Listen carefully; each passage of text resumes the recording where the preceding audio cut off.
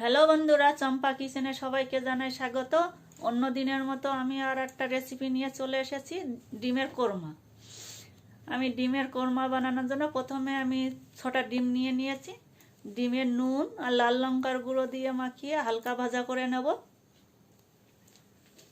আমি কড়াইতে পেঁয়াজের বেস্তাটা করে নিচ্ছি। এবার তেল ছিল, তেলে ভাজা করে নিচ্ছি। হালকা ভাজা করে ডিমটা আমি উঠিয়ে নেব।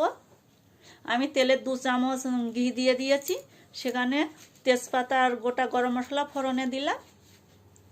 আমি এখানে পেঁয়াজ বাটা, আদা রসুন বাটা দিয়েছি, দিয়ে ভালো করে নাড়াচাড়া করে নেব।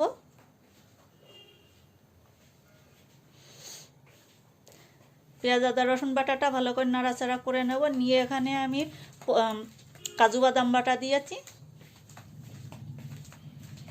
কাজু বাদাম বাটাটা দিয়ে ভালো করে নাড়াচাড়া করে নেব। এখানে কাশ্মীরি লঙ্কার গুঁড়ো দিয়ে দিয়েছি একটু কালারের জন্য। তারপরে মশলার ভেতরে ডিমটা দিয়ে আমি ভালো করে নাড়াচাড়া করে নেব। নাড়াচাড়া করে এখানে আমি গরম করে জল রেখেছি, সেই জলটাই দেব। আর দুধ দিয়ে রান্না করব আজকে। এখানে আমি 1 কাপ দুধ দিয়ে দেব।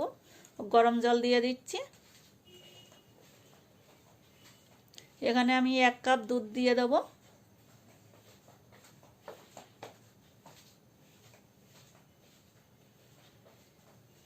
দুধ দিয়ে 1 চামচ গরম মশলা দিয়ে দিয়েছি।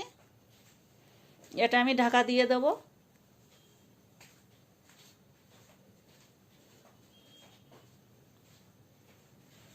এখন আমি এটা ঢাকা দিয়ে দেব।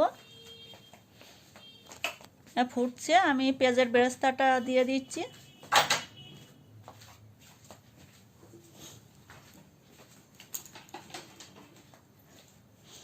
পেঁয়াজের বেরেস্তাটা দিয়ে আমি 2-3 মিনিট গ্যাসটা আস্তে করে ঢেকে দিয়ে রাখবো। গ্যাসের জালটা আস্তে করে দেব।